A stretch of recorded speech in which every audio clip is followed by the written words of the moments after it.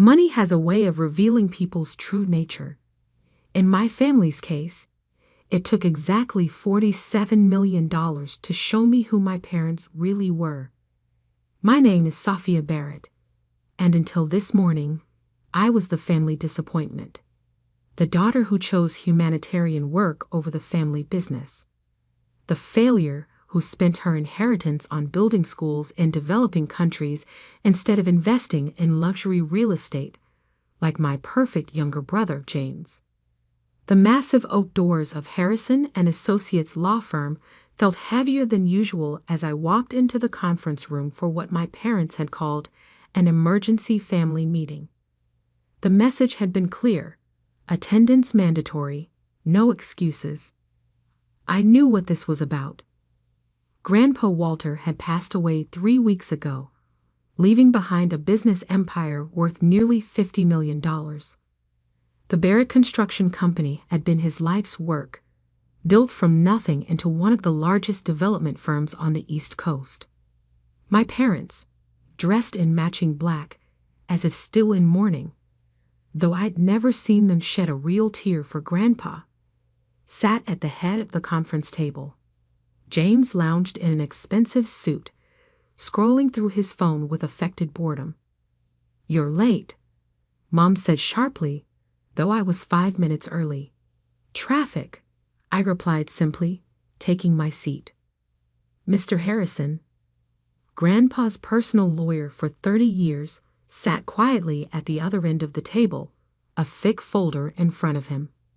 Something in his expression made me pause. Was that a hint of satisfaction in his eyes? "Let's get this over with," Dad began, straightening his tie. "We all know why we're here. Dad's estate needs to be properly distributed to ensure the company's future success." James finally looked up from his phone. "Shouldn't take long. The company shares go to me, obviously. I'm the only one who's shown any business sense." I thought about the 3 failed ventures he'd launched with Grandpa's money, each one more disastrous than the last. But saying that would only start another argument about my own choices. "Exactly," Mom agreed, patting James's hand. "We need someone who understands the value of money, not someone who throws it away on charity." She spat the last word like it was poison. The memory of our last family dinner flooded back. I'd just returned from opening our 10th school in Rwanda, excited to share the photos of smiling children with their first books. Mom had walked out of the room. Dad had called it a waste of good money. "Which brings us to the point of this meeting," Dad continued. "Your grandfather's estate needs to go to someone who will preserve his legacy, someone who understands business." I sat quietly, wondering what Grandpa would think of this conversation. He'd never said much about my humanitarian work, but I remembered the small smile he'd get whenever I showed him pictures of our projects. "Failures don't deserve inheritance," Dad declared, his voice firm. Mom nodded in agreement, her perfectly manicured nails drumming on the table. Mr. Harrison cleared his throat. For the first time, I noticed he was holding back a smile. "Actually," he said, opening the folder, "the trust fund is in your daughter's name." The silence that followed was absolute. James's phone slipped from his hands, clattering on the expensive mahogany table. "That's impossible," Dad spluttered. "There must be some mistake." "No mistake," Mr. Harrison replied, pulling out a document. "Walter Barrett amended his will 6 months ago. The entire trust fund, including controlling interest in Barrett Construction, is legally transferred to Sophia Barrett." Mom's face had gone pale. James looked like he might be sick. But she'll destroy the company," Dad protested. "She knows nothing about business." Mr. Harrison pulled out another document. Actually, Mr. Barrett specifically cited Sophia's business acumen as a reason for his decision. "Would you like me to read his letter of explanation?" Without waiting for an answer, he began to read. To my family, if you're hearing this, then the truth I've kept hidden for 5 years is finally coming out. While you all dismissed Sophia's humanitarian work as a waste of money, I was watching as she built an international organization from scratch. Watching as she managed budgets, negotiated with governments, and created sustainable programs that will last generations. What you saw as charity, I saw as the most impressive business achievement in our family's history. Did you know that Sophia's Education Foundation now operates in 12 countries? That it has a higher success rate and lower overhead than any similar organization? That she turned her initial inheritance of $2 million into a $30 million operation through strategic partnerships and brilliant management? No, you didn't know, because you were too busy counting James's real estate failures and calling them learning experiences to notice real success. So yes, I'm leaving everything to my granddaughter. Not because she needs it. She's already proved she can build something meaningful on her own. I'm leaving it to her because she's the only one who understands what I built this company for. It was never about the money. It was about building something that makes the world better. Sophia understood that. The rest of you never did. Mr. Harrison looked up from the letter. Mom had her head in her hands. Dad's face had turned an interesting shade of purple. James was frantically texting, probably to his broker, trying to salvage his latest failing investment. But I sat there, remembering the last time I'd seen Grandpa. He'd visited one of our schools in Ethiopia, watching as children learned to read in a building that bore the Barrett name. Good business, he'd said quietly, builds more than just profits. I hadn't understood then, but I did now. Mr. Harrison pulled out more documents, transfer papers, board appointments, legal authorizations. But I was barely listening. I was thinking about the Barrett Construction Company's vast resources, its international connections, its potential to do more than just build luxury condos. I was thinking about schools, hospitals, sustainable housing projects. I was thinking about good business. And for the first time in years, I smiled at a family meeting. The next morning, I arrived at Barrett Construction's headquarters before sunrise. The security guard did a double take as I used Grandpa's old key card, now mine, to access the executive elevator.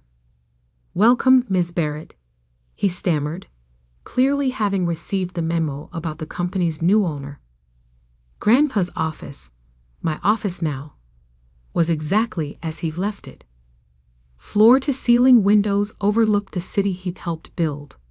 Awards and photographs lined the walls, telling the story of Barrett Construction's 50-year history. But there was one photo that caught my eye.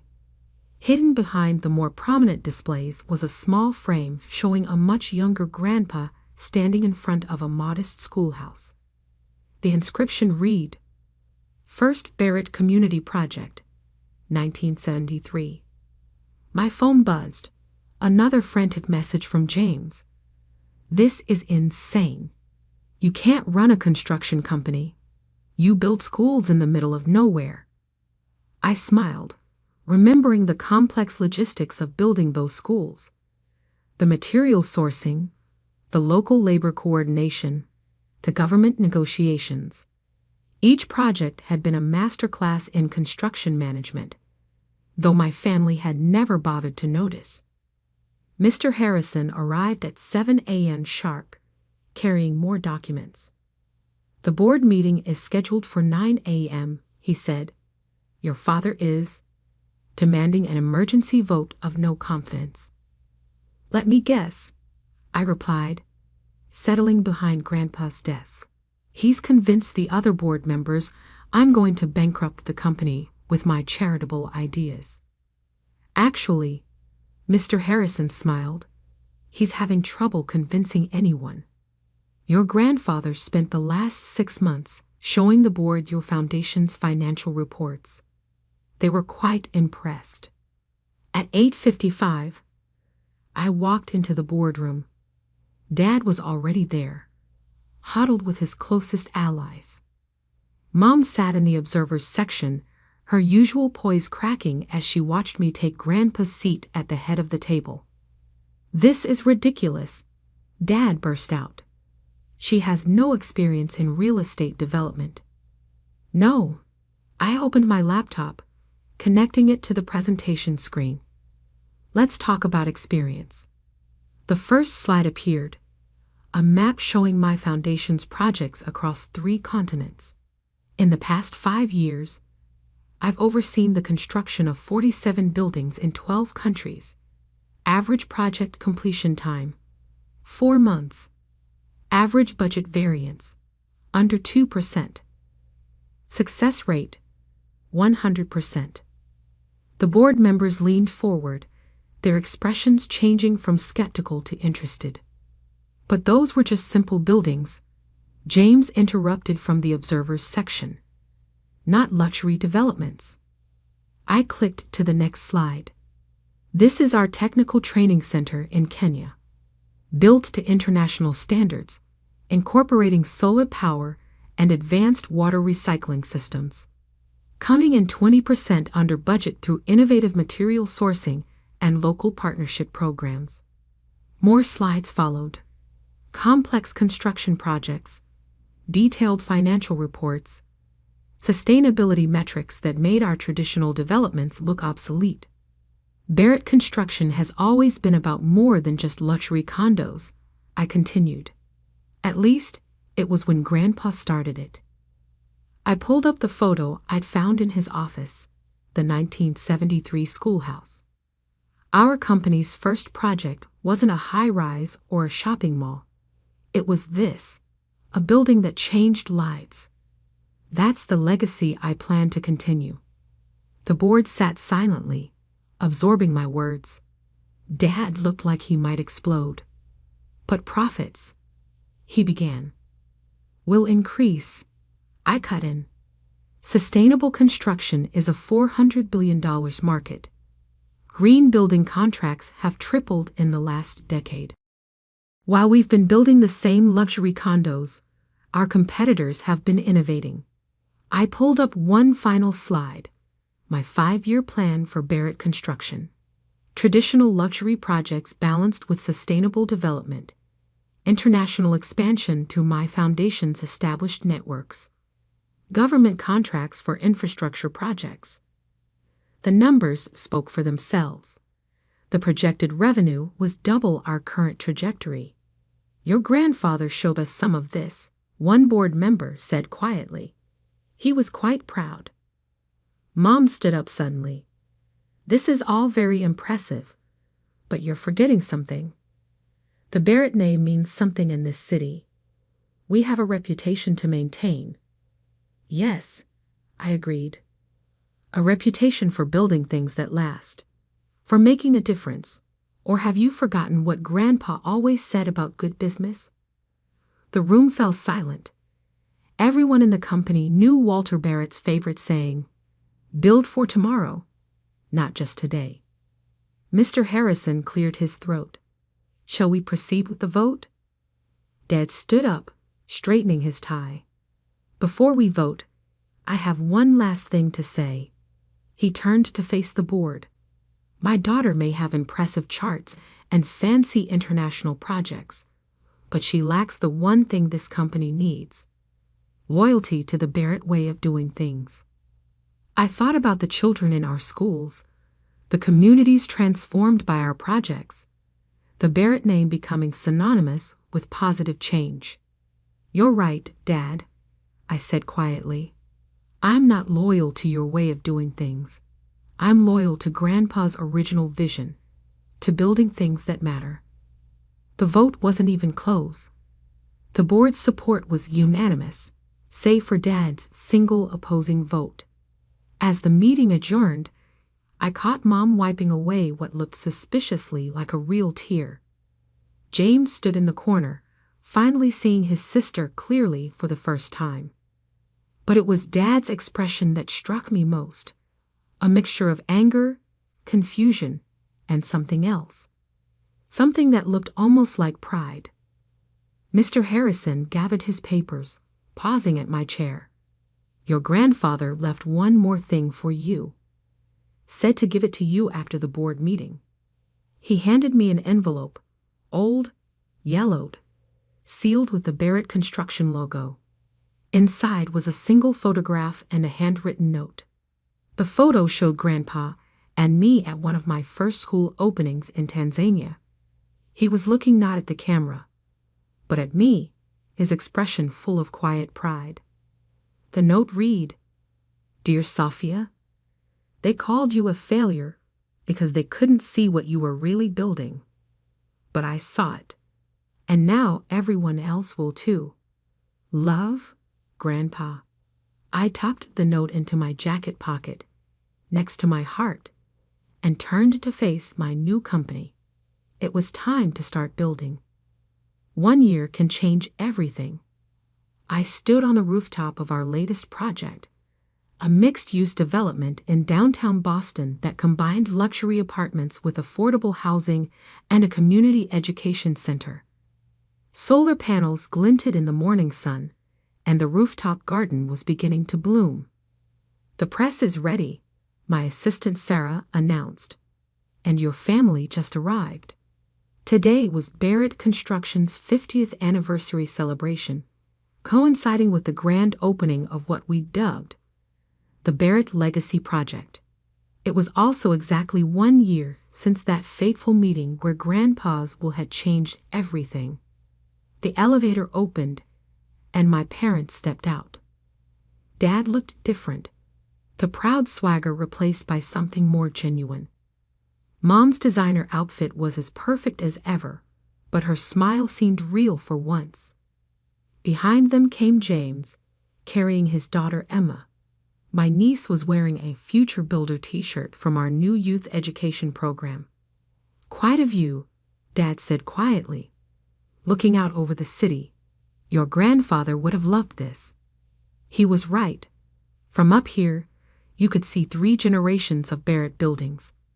The old office towers Grandpa had built, Dad's luxury condos, and now my vision of what construction could be: sustainable, inclusive, purposeful.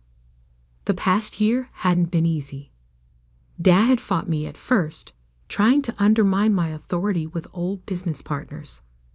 Mom had made tearful appeals about preserving the family's reputation. James had threatened to sue, convinced I would destroy his inheritance. But then something unexpected happened. Results. Our first quarter under my leadership showed a 40% increase in profits, driven by government contracts for sustainable infrastructure projects. My international connections brought in partnerships that opened new markets. The Barrett name became associated with innovation, not just luxury. Ms. Barrett, Sarah appeared again. They're ready for the ceremony. I followed my family down to the plaza where hundreds of people had gathered. Employees, investors, community members, and a group of children from our education program, all here to celebrate what Barrett Construction had become. As I took the podium, I saw familiar faces in the crowd. The project manager who doubted me at first, but now led our sustainable building division. The local politicians who had opposed our mixed-income housing plan until they saw the results. The international partners who'd helped us expand into green construction markets across 3 continents. 50 years ago, my grandfather built his first project, a simple schoolhouse that changed lives. Today, Barrett Construction continues that legacy on a global scale. I gestured to the building behind me. This isn't just another development. It's a blueprint for the future. Luxury apartments that subsidize affordable housing. A community center that offers technical training. Solar power that reduces costs for all residents.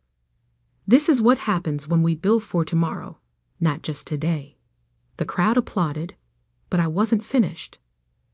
Some of you know that a year ago, my grandfather made a controversial decision. He left his company to someone many considered a failure. I paused, meeting my parents' eyes. He saw something others didn't, that success isn't measured by how much we build, but by what we build for.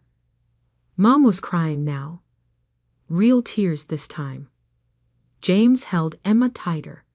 In the past year, Barrett Construction has built 23 sustainable developments, 15 community centers, and partnered on infrastructure projects in 8 countries. Our profits have doubled. Our workforce has tripled. But more importantly, we've returned to our roots, building things that matter. I revealed the plaque we'd be mounting in the lobby. The Walter Barrett Community Center, it read, with Grandpa's photo and his favorite quote, "Build for tomorrow, not just today." And now, I continued, I'd like to announce our next chapter. The screens behind me lit up with renderings of our newest initiative, the Barrett Foundation for Sustainable Development, a $1 billion commitment to green building technology, community-focused construction, and technical education programs. But I won't be leading this initiative alone, I said, watching my family's expressions. Because true legacy isn't about one person's vision, it's about bringing people together. I gestured to James. My brother will head our new technical education division, using his experience to help others learn from both success and failure. James straightened, surprise and gratitude in his eyes. Emma clapped excitedly. My father will lead our community relations team, bringing decades of local knowledge to our development projects. Dad's hands trembled slightly as he nodded.